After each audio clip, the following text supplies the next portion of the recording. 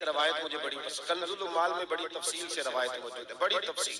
حضرت ابو بکر صدیق سے کسی نے پوچھا تھا کہ ابو بکر آپ زندگی میں راضی کب ہوئے تھے؟ بندہ بڑی دفعہ راضی ہوتا ہے نا، بیٹا پیدا ہونے پہ بھی، اپوائنٹمنٹ لیٹر ملنے پہ بھی، اور ہمارے ہاں کوئی کسی کی تعریف کر دے پھر بھی بندے بڑی راضی ہوتے ہیں، بلکہ تعریف کرتے رہو تو راضی ہی رہتے ہیں۔ تو کہا کب بڑے راضی ہوئے تھے؟ تو جناب ابو بکر صدیق کہنے لگے بیٹھ جا۔ ان کی زندگی میں بڑے مقام آئے تھے، اولاد بھی ہوئی، مسلمان بھی ہوئے، بڑی ساری دولت بھی اللہ نے دی، اور جناب ابو بکر صدیق کی زندگی میں وہ موقع بھی آیا جب وہ کلمہ پڑھ کے مسلمان ہوئے، اور سب سے پہلے ہوئے۔ وہ اعزاز بھی انہیں ملا کہ جب ان کے والد بھی، بیٹے بھی، پوتے بھی اور نواسے بھی مسلمان ہوئے، اور پھر وہ امیر المومنین بھی بنے۔ کہا مسلمان کب، خوش کب ہوئے؟ تو فرمانے لگے اس دن خوش ہوا تھا جس دن میں نبی پاک کو مکے سے مدینے لے کے جا رہا تھا۔ فرمانے لگے رستے میں گرمی بڑی سخت تھی، نبی کریم کو پسینہ آ رہا تھا، میں دعا کر رہا تھا کہیں تھوڑا سا سایہ مل جائے نا تو حضور کو ذرا آرام کراؤں، تھوڑا سا سایہ۔ کہتے ہیں کہ ڈھلان نظر آئی، اس کا سایہ تھا۔ میں نے عرض کی حضور اگر اجازت دیں تو سایہ دیکھا ہوں۔ لوگ کہتے ہیں تعلیم کی بات کرو، ابو بکر صدیق تو ذات مصطفیٰ کی بات کر رہے ہیں، یہ کوئی دین کی تبلیغ نہیں کر رہے ہیں، یہ حضور کی ذات کے ساتھ جو ان کی وابستگی ہے اس کا اظہار کر رہے ہیں۔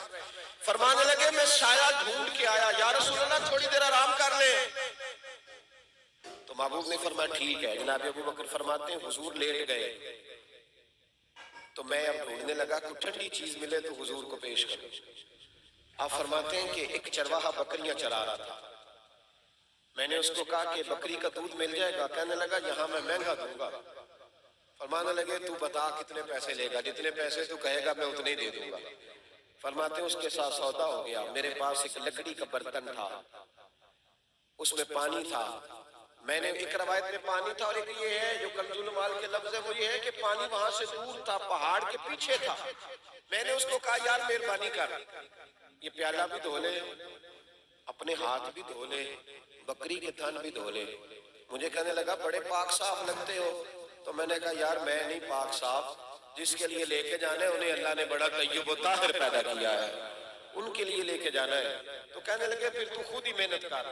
فرماتے ہیں دور تھا کنواں، میں دوڑتا گیا پہاڑ کے پیچھے۔ یہ کیا ہو رہا ہے؟ جہاد نہیں کر رہے، ذات مصطفیٰ سے پیار کر رہے۔ فرماتے ہیں میں پہاڑ کے پیچھے جا کے کنویں سے پانی بھر کے لایا، اور پھر میں نے پہلے بکری کے تھن دھوئے، پھر میں نے اپنے ہاتھ دھوئے۔ فرماتے ہیں پھر دودھ دھویا، پھر میرا دل کیا دودھ ذرا ٹھنڈا کرو، پھر وہ پیالہ لے کے میں کنویں پہ گیا، ایک ڈول پانی کا نکالا اور پیالہ اس ڈول میں رکھا۔ جب دودھ ٹھنڈا ہو گیا نا، فرماتے ہیں پھر میں تیز تیز چلا کہیں حضور تک جاتے جاتے دودھ پھر نہ گرم ہو جائے۔ کہتے ہیں محبوب آرام کر رہے تھے، میں جا کے کھڑا ہی ہوا تھا کہ کریم رسول نے آنکھیں کھول دی۔ محبوب نے آنکھیں کھول کے کہا کیا لائے ہو؟ ابو بکر صدیق کہتے ہیں گھٹنے زمین پہ رکھ کے میں نے دودھ پیش کیا۔ میں نے کہا حضور یہ پیالہ دودھ کا ہے، اگر قبول ہو جائے، یہ دودھ کا پیالہ اگر قبول ہو جائے۔ نبی کریم علیہ السلام نے وہ پکڑا اور جب ہونٹوں سے لگایا نا، حضرت صدیق اکبر کہتے ہیں میری تو چیخ ہی نکل گئی، میں رو ہی پڑا۔ ابو بکر روئے کیوں؟ کہنے لگے میری خدمت جو قبول ہو گئی۔